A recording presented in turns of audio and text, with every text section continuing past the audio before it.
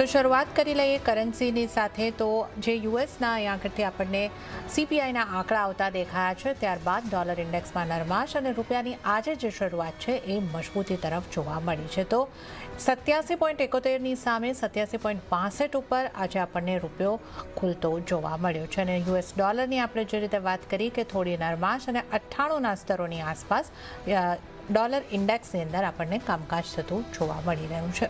વધુ ચર્ચા કરીશું. ટ્રેડ બુલ સિક્યોરિટીઝના ભાવિક પટેલ આપણી સાથે જોડાઈ ગયા છે.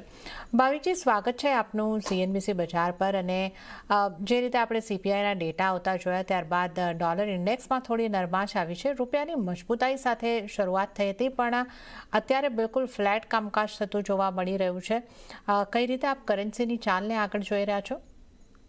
Good morning ચરણાજી. કરન્સીની ચાલને જોઈએ તો મને લાગે છે કે હજી પણ આપણો રૂપિયો છે વીક જ ટ્રેડ થઈ શકે છે. જેમ તમે કીધું કે આજે આપણે રૂપિયો થોડો ઓપનિંગ મજબૂત હતું, પણ એના પછી આપણે જોઈ રહ્યા છીએ કે પાછી ડેપ્રિસિએશન થવાનું ચાલુ થયું છે. અને એ કારણ એ છે કે હજી પણ આજે ટેરિફનું ઓવરહેંગ છે એ કન્ટિન્યુ રહી શકે છે. 20મી ઓગસ્ટ 21મી ઓગસ્ટે આપણા પર 50% બીજી ટેરિફ એટલે 25% એડિશનલ ટેરિફ લાગવાની છે. અને હાલ અત્યારના એવા કોઈ સંકેત નથી કે એ ટેરિફ ઓછી થાય કે રિકવરી થાય, કારણ કે ત્યાંથી પણ ટ્રેડ ટોક એ લોકોએ બંધ કરી દીધું છે. એટલે આના લીધે મને લાગે છે કે આપણા રૂપિયામાં હાલ હમણાં કોઈ પોઝિટિવ ઇફેક્ટ જોવા નહીં મળે, કોઈ એપ્રિસિએશન નહીં જોવા મળે. સેકન્ડ, આપણે જોઈએ તો કાલ મોંઘવારીના ડેટા પછી હવે ચાન્સીસ રેટ કટના જે છે એ ઓર વધી ગયા છે સપ્ટેમ્બરમાં, જેના લીધે થોડીક ડોલરમાં આપણને વીકનેસ જોવા મળી હતી અને ગોલ્ડ સિલ્વરમાં તેજી જોવા મળી હતી. બટ અહીંયા આપણા મેક્રો ફેક્ટર્સ જોઈએ તો અત્યારના લાગે છે કે આગળના 6 મહિના માટે આપણી ઇકોનોમીમાં થોડું ઓવરઓલ તકલીફ પડવાની છે આ હાઈ ટેરિફના લીધે. એટલે અહીંયાથી મને નથી લાગતું કે રૂપિયામાં આપણને કોઈ મેજર તેજી જોવા મળે. એક્સપેક્ટેડ છે કે ફરીથી 88 થી 88.50 સુધીનું લેવલ જે છે આગળ જોવા મળી શકે છે. નવું ઓલ ટાઈમ લો પણ આવી શકે છે. એટલે બાય ઓન ડિપની સ્ટ્રેટેજી રાખવી છે. ત્યાં સુધી 87 ની નીચે નથી જતો રૂપિયો, ત્યાં સુધી સ્ટ્રોંગ પરિબળો છે કે 88 થી 88.50 સુધીના લેવલ્સમાં આપણને જોવા મળી શકે. ઓકે, તો રૂપિયામાં નરમાશ અહીં આગળથી આગળ વધતી આપણને જોવા મળી શકે છે. 88-88.50 સુધી પણ આ રૂપિયો અત્યારે જે પરિસ્થિતિઓ અનિશ્ચિતતાઓ બની રહી છે એમાં આપણને જતો જોવા મળી શકે છે. પણ સોનાની જો અહીં આગળથી વાત કરી લઈએ, સોનામાં એક સીમિત દાયરાની અંદર અહીં આગળથી કારોબાર થતો જોવા મળ્યો છે. જે રીતે આપણે જોયું હતું કે સોનાની કિંમતોમાં જે યુએસ દ્વારા ગોલ્ડ ઉપર ટેરિફ લગાડવામાં આવ્યા ત્યારે એક ઉછાળો દેખાયો, ત્યારબાદ એના ઉપર ક્લેરિફિકેશન આવ્યું, ત્યાંથી થોડી કિંમતો ઘટતી દેખાય અને સીપીઆઈના આંકડા બાદ નીચલા સ્તરેથી થોડી એવી રિકવરી, પણ અત્યારે આપણે લગભગ ફ્લેટ કામકાજ જોઈ રહ્યા છે. તો 3350ના સ્તર આપણે સોનામાં અહીંયા કરતી કોમેક્સ ઉપર જોઈ શકીએ છીએ અને 1 લાખની ઉપર સોનું એમસીએક્સમાં કારોબાર કરતું જોવા મળી રહ્યું છે. ભાવિકજી, સોનાને કઈ રીતે આપ જોઈ રહ્યા છો? જે રીતે તમે ઉલ્લેખ કર્યો કે જે રીતે મોંઘવારીના ડેટા આવ્યા છે તેમાં થોડા નીચેની તરફ આવ્યા છે, મોંઘવારી ઘટી છે, તો રેટ કટની સંભાવના વધી છે, તો આગળ ગોલ્ડ પર કેવી અસર દેખાશે?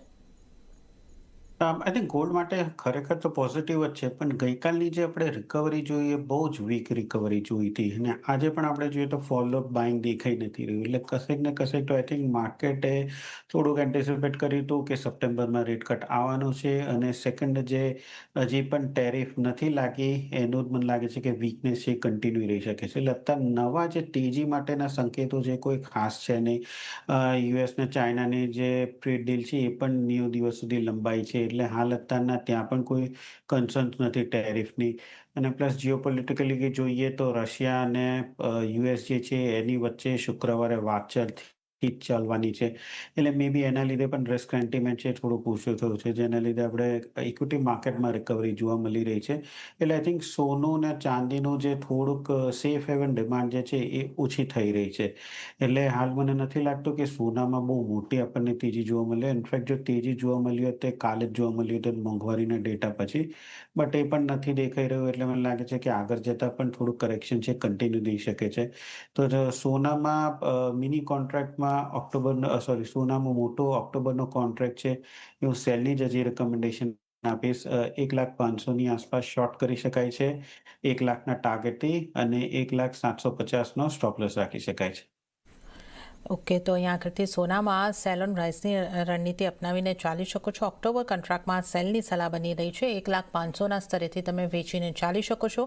1,00,000ના ટાર્ગેટ બની શકે છે. તો આ એક સ્ટોપલોસની વાત કરીએ તો 1,0750નો. તો આ સોના પર સેલ ઓન રાઇઝની રણનીતિને ખ્યાલે રાખીને ચાલો. વાત જો હવે ચાંદીની કરી લઈએ તો ચાંદીમાં આપણને એક મજબૂતી સાથેનો કારોબાર યથાવત રહેતો જોવા મળી રહ્યો છે. MCX ઉપર ચાંદીની આપણે વાત કરીએ તો 1,13,000 ઉપર કામકાજ, 1,14,496ની આસપાસ કારોબાર, અને કોમેક્સ ઉપર $38 પર ચાંદીમાં કારોબાર યથાવત દેખાઈ રહ્યો છે. તો ચાંદી હજી પણ મજબૂત લાગી રહી છે. ચાંદી ઉપર ભાવિકજી આપનો કઈ રીતનો વ્યૂ બની રહ્યો છે?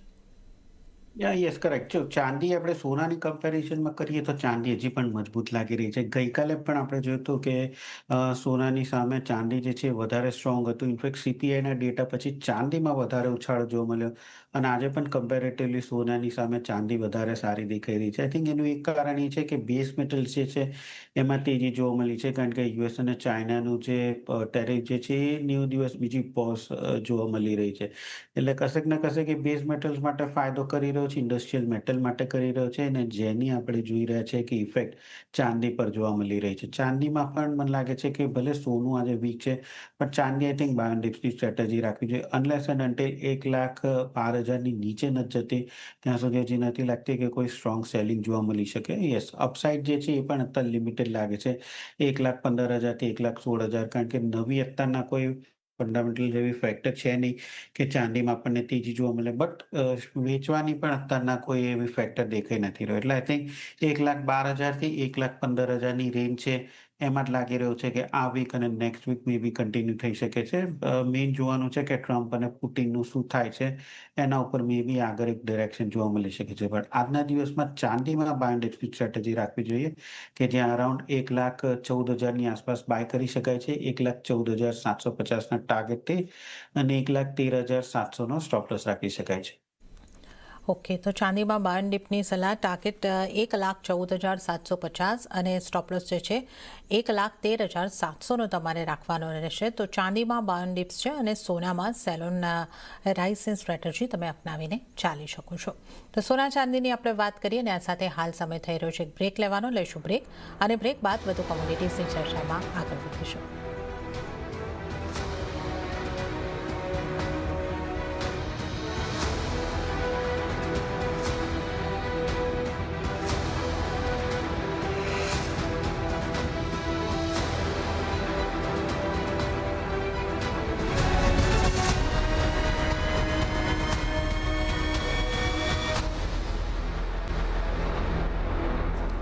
બ્રેક બાદ કોમોડિટી લાઈવમાં આપનું ફરી એક વખત સ્વાગત છે, અને આજે કોમોડિટીઝ અંગે ચર્ચા કરવા આપણી સાથે ભાવિક પટેલ જોડાયેલા છે. મેટલ્સના કારોબારની વાત કરી લઈએ તો MCX ઉપર આજે મોટાભાગની મેટલમાં એક રિકવરી સાથેનો કારોબાર જોવા મળી રહ્યો છે. ખાસ કરીને કોપરમાં પણ આજે આપણે મજબૂતી તરફનો કારોબાર જોઈ રહ્યા છે. 0.16%ની મજબૂતી સાથે 894ના સ્તર.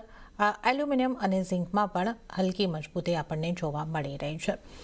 પણ અહીંયા આગળ જે ટ્રમ્પ દ્વારા, એટલે કે US દ્વારા ચીન પર જે ટેરિફ છે એને 90 દિવસ માટે લંબાવ્યા બાદ ક્રૂડમાં મેટલ્સમાં એક મજબૂતી આવતી આપણને જોવા મળી છે, અને કોપરની કિંમતો જે છે એ 2 સપ્તાહના ઉપલા સ્તરોની આસપાસ પહોંચતી જોવા મળી છે. ભાવિકજી, કઈ રીતે તમે મેટલ્સને અહીંયા આગળથી જોઈ રહ્યા છો? આ જે અહીંયા આગળથી ટેરિફ લાગવાની મુદત 90 દિવસ માટે પાછળ ઠેલવવામાં આવી છે ચીન માટે, તો આની ઇમ્પેક્ટ આપણને જોવા મળશે મેટલ્સ ઉપર? આઈ થિંક એની ઇમ્પેક્ટ અત્યારે જોવા જ મળી રહી છે કે જ્યાં ટેરિફની જે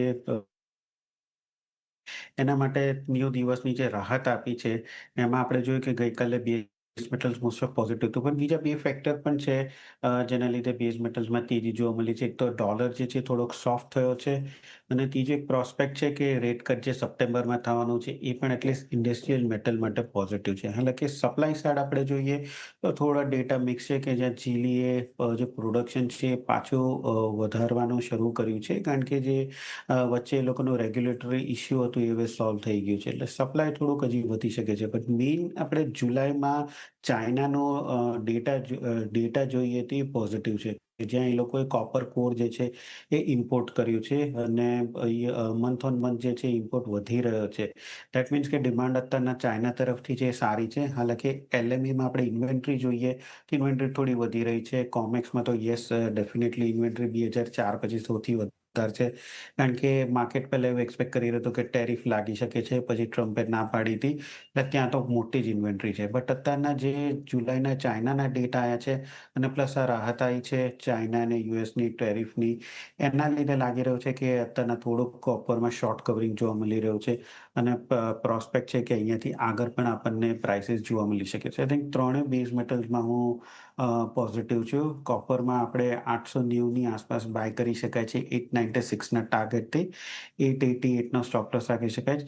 એલ્યુમિનિયમમાં પણ બાય કરી શકાય છે 254ની આસપાસ 257ના ટાર્ગેટથી અને 253નો સ્ટોપ લોસ રાખી શકાય છે. અને ઝિંકમાં પણ 270ની આસપાસ બાય કરી શકાય છે 273ના ટાર્ગેટથી અને 269નો સ્ટોપ લોસ રાખી શકાય. ત્રણેય બેઝ મેટલ્સમાં બાયની રેકમેન્ડેશન છે. ઓકે, તો ત્રણેય બેઝ મેટલ્સમાં બાયની સલાહ આગળથી મળી રહી છે. કોપર માટે ટાર્ગેટ જે છે 846 સુધીના બનતા અહીંયા 896 સુધીના બનતા અહીંયા આગળથી જોવા મળી શકે છે. એલ્યુમિનિયમ માટે 247ના ટાર્ગેટ બની શકે છે. સ્ટોપ લોસ 253નો રાખો અને ઝિંકને માટે 273ના ટાર્ગેટ બની શકે છે. 269ના સ્ટોપ લોસ રાખીને ચાલવાની સલાહ બની રહી છે. તો આપણે અહીંયા આગળથી મેટલ્સની વાત કરી. હવે જો આપણે ક્રૂડના કારોબાર ઉપર નજર કરી લઈએ, ક્રૂડમાં કારોબાર જે છે એ દબાણ તરફનો જે બનતો આપણને જોવા મળી રહ્યો છે અને લગભગ 2 મહિનાના નીચલા સ્તરોની આસપાસ ક્રૂડમાં કારોબાર. બ્રેન્ટની વાત કરીએ તો $66 આસપાસ, નાઇમેક્સ 63 ઉપર અને MCX પર આપણે 5500ની આસપાસ કારોબાર જોઈ શકીએ છીએ.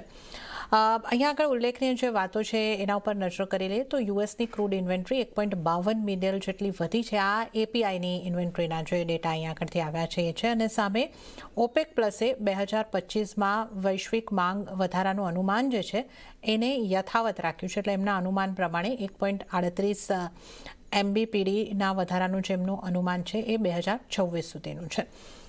આને આપણે કઈ રીતે જોવું જોઈએ? ઇન્વેન્ટરી વધી રહી છે અને ઓપેક દ્વારા જે માંગના અનુમાન છે, ડિમાન્ડના માટેના જે અનુમાન છે એને યથાવત રાખવામાં આવ્યા છે કે માંગ વધતી રહેશે. પણ ક્રૂડની ચાલને આપણે જોઈએ તો એક જે દાયરો બની ગયો છે એની અંદર જ છે ને અત્યારે એ દાયરામાં નીચલા સ્તરોની આસપાસ જ ક્રૂડ છે. તો તમે ક્રૂડને કઈ રીતે જોઈ રહ્યા છો ભાવિકજી?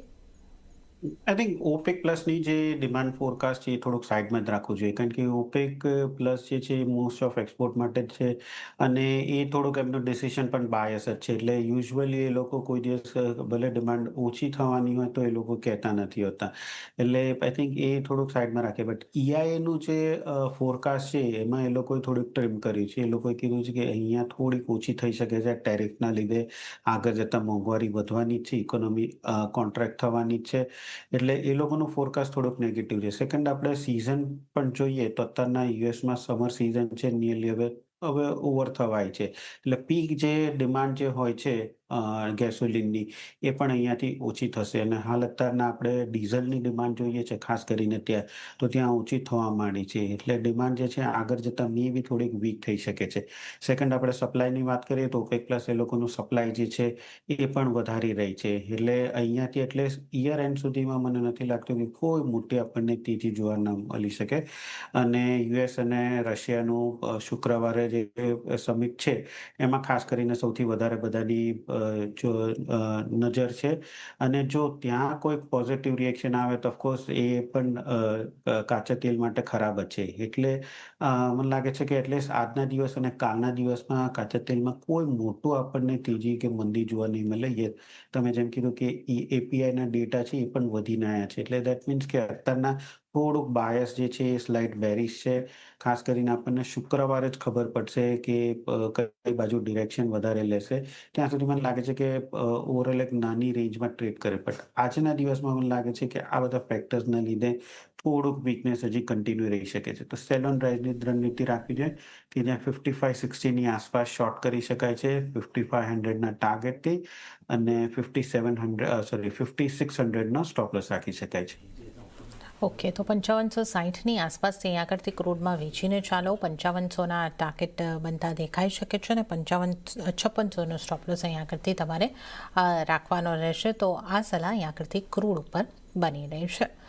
નેચરલ ગેસની જો આપણે વાત કરી લઈએ, નેચરલ ગેસમાં થોડી પોઝિટિવિટી આપણને દેખાઈ રહી છે. 246ની આસપાસના સ્તર, 0.60%ની મજબૂતી આપણને અહીં આગળથી જોવા મળી રહી છે. નેચરલ ગેસ માટે શું કરવાનું રહેશે ભાવિકજી? I think natural gas intraday જ કરાય, કારણ કે નેચરલ ગેસ મને લાગતું હતું કે કાલે 255નો એક સપોર્ટ હતો, સ્ટ્રોંગ સપોર્ટ હતો. મને લાગ્યું કે ત્યાંથી એકવાર રિકવરી જોવા મળી શકે છે, બટ 255નો સપોર્ટ પણ બ્રેક કરીને 244 સુધી આવી ગયું છે. તો હવે ઘણું જ ઓવરસોલ્ડ થઈ ગયું છે. અહીંયાથી શોર્ટ કરવાની તો રિકમેન્ડેશન નથી જ. ઇન્ટ્રાડે મે બી થોડુંક શોર્ટ કવરિંગ આવી શકે છે, બટ ઓવરઓલ હજી પણ પિક્ચર જોઈએ તો નેચરલ ગેસ માટે વીક જ છે, કારણ કે ડિમાન્ડ એટલી છે નહીં, સપ્લાય ભરપૂર છે, જેના લીધે પ્રાઇસીસ આપણને નથી લાગતો કે કોઈ મોટો ઉછાળો જોવા મળે. આજના દિવસમાં આટલી લો પ્રાઇસ ઉપર હવે શોર્ટ ના કરી શકાય, એટલે આઈધર તમે પ્લે આઉટ કરો એક શોર્ટ કવરિંગ માટે, અધરવાઇઝ ઉપર થોડુંક ઉપર આવે છે તો નવી પોઝિશન શોર્ટ માટેની વેઇટ કરો. તો કરંટ માર્કેટ પ્રાઇસથી ઇન્ટ્રાડે હું કહીશ કે એકવાર બાય કરી શકાય છે.